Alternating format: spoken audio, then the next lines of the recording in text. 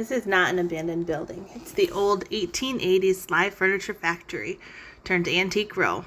You will find a mishmash of items, both old, new, and homemade. The best way to visit this antique row on Century Avenue in Grand Rapids, Michigan is with an open mind and an entire day set aside to see it all. Just a weekday if possible. It is less busy and the checkout line will be shorter. You're going to want to take your time. There's so much to see and you don't want to shake the items by rushing through. I feel happy just walking into these places. Everything is so gorgeous and unique. Overall, this massive warehouse that is 5 stories tall has the first floor hosted by vendors with booths for antiques and the eclectic. Time is not wasted here.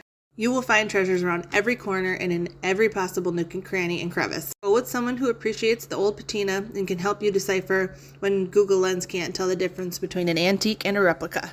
Just like any flea market, the variety is insane. Prepare accordingly for the weather, as 2 of the 3 antique malls are not temperature controlled.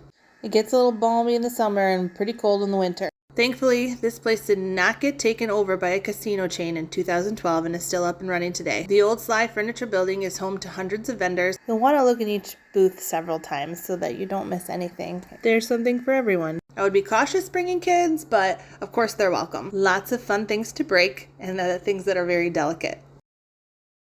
If you get overstimulated, be prepared to take breaks. There is so much and such a variety, you will discover things you didn't even know existed.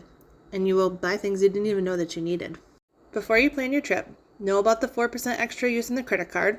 Plan 1 to 2 hours for each antique mall, at least an hour minimum. After 3 hours of shopping, you'll want a snack and a drink. Founders is up the road, but one of the antique malls has drinks for sale, or pack your own. Parking can be tough, so carpool if you can. There is street parking on some spots right next to the building with handicap spots next to each entrance. If you come in carrying a large bag, they may ask you to keep it at the checkout counter, and the property is under surveillance. I think it is worth the trip. These buildings are wheelchair accessible up to an extent. Do have ramps that will initially get you in the building, but be leery of walking through the aisles. Inside the booths, it can get pretty narrow. Prices varied and some of the items were large. I know at one point they had someone available to deliver your furniture for a fee, but I'm not sure that's an everyday kind of a delivery service. Check out the description for all of their Facebook accounts that you can follow and double check their hours before you go. If you're from out of town, you can use the Amtrak station too. The Vernon J. Air Station connects Grand Rapids to Chicago's Union Station. Let me know if you stop by. There's so much to see. I could not cover it all in this video, but it is definitely worth the trip. An all-day adventure, really. Let me know if you have a favorite booth. If you want to see more film from Antique Row in Grand Rapids, Michigan, I attached a 16-minute video that you can watch with more details.